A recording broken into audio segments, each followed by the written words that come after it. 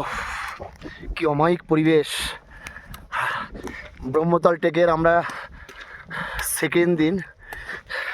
Trek start করেছি 8, ভুলে যাচ্ছে 10টা, ওই 9:30 পৌনে 10টার দিকে।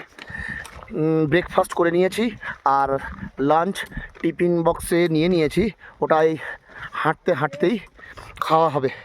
হাঁটতে হাঁটতে বলতে কোনো একটা জায়গায় বসে খাওয়া হবে। ম্যাক্সিমাম এই ট্রেকটা বরফ থাকে, কিন্তু ওয়েদার চেঞ্জের জন্য আপাতত বরফ নেই, কিন্তু 2-3 দিনের মধ্যে বরফ পড়ে যাবে। রাত্রে করে হালকা একটু স্নো আসছে, আবার ঠিক হয়ে যাচ্ছে।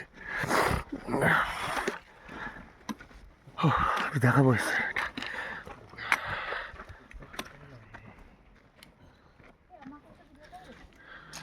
মহাদেবের ত্রিশূলটা দেখি দাও।